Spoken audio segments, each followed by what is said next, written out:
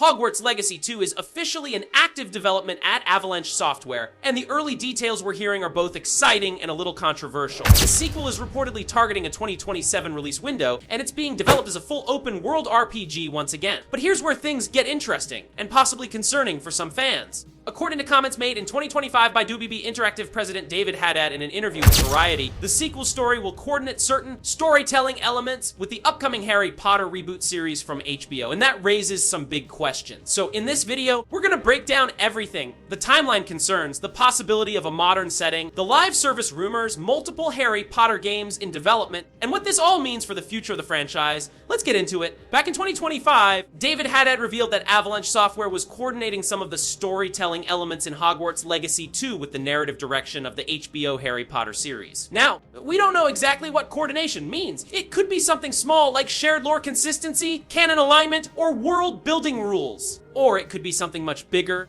like overlapping timelines or characters. Here's the thing: the original Hogwarts Legacy was set in the 1800s, long before Harry Potter was born. That time period was one of the game's biggest strengths. It allowed players to explore Hogwarts in a completely fresh way, meet the ancestors of familiar characters, and experience a side of the wizarding world we had never truly seen before. It felt unique. But if Hogwarts Legacy 2 shifts closer to the timeline of the Harry Potter books, or even jumps forward to a modern day setting, that could divide the fan base. Some fans might love the idea of interacting with iconic characters or seeing familiar storylines play out in a game format, but others might feel that it removes what made the first game special. If HBO is already retelling the Harry Potter story in series form, do we really need a game covering the same events? That's the big concern. If Hogwarts Legacy 2 ends up retelling Harry's story, it risks feeling redundant. The magic of the first game was that it expanded the universe instead of repeating it, so Avalanche has to be careful here. There's speculation that the coordination with the HBO series could mean a time jump. If that happens, we might see Hogwarts Legacy 2 set closer to the 1990s, or even in the present day. That would be a massive shift. On one hand, a modern wizarding world could introduce new mechanics, advanced magical technology, new social systems, and perhaps even more dynamic storytelling. On the other hand, it would lose the historical charm that made the first game feel magical and different. Personally, the smarter move would be to keep the 1800 setting but ensure lore consistency with the HBO series. That way, both projects can coexist without stepping on each other's toes.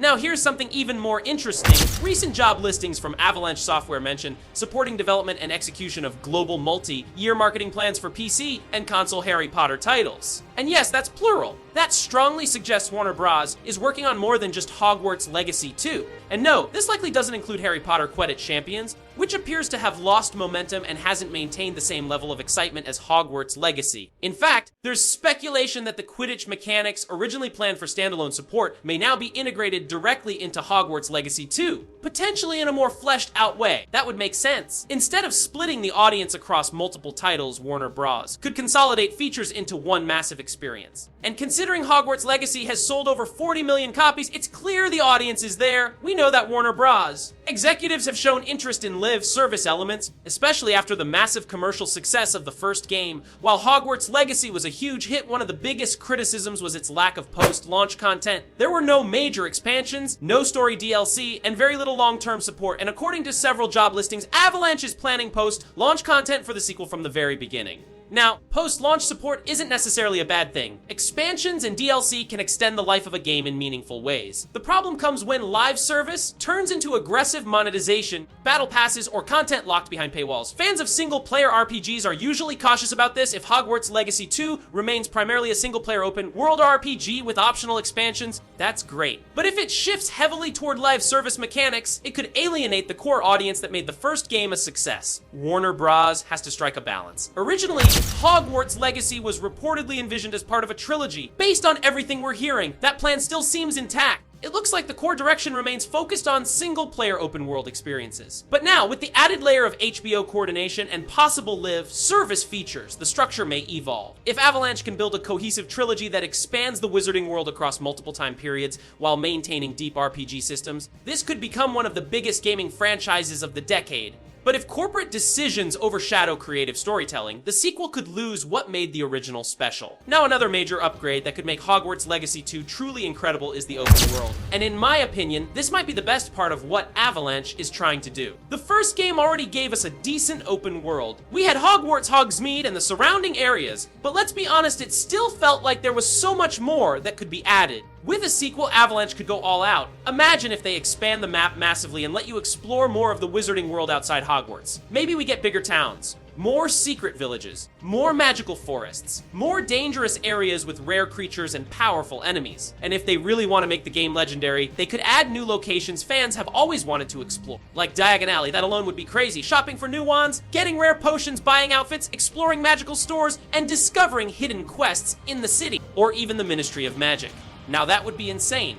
And even if they don't add those exact locations, just expanding the world with more detail, more life, and more secrets would already be a huge win. Because the best moments in Hogwarts Legacy were the moments where you weren't doing missions. You were just exploring, finding hidden rooms, solving puzzles, flying around and discovering random stuff. That's what made the game feel magical. So if Hogwarts Legacy 2 gives us a bigger, more interactive open world with more to do, more random events, more secrets, and more immersion, it could easily be one of the best open world RPGs out there. Another thing I really want to see improved is the RPG side of the game. The first game had good combat and cool spells, but it could still be deeper. In Hogwarts Legacy 2, they could improve spell combos and combat variety, enemy AI and boss fights, a better skill tree with more meaningful choices, more unique gear and customization, better house differences that actually matter, because right now, choosing your house is cool, but it doesn't change the game that much. Imagine if your house actually affected the story, missions, companions, and even how certain characters treat you. That would add so much replay value. Also, I want more school life elements, like actual schedules, more classes, more student interactions, and more reasons to stay inside Hogwarts instead of always running outside. If they combine strong RPG systems with immersive Hogwarts student life, this game could be on another level.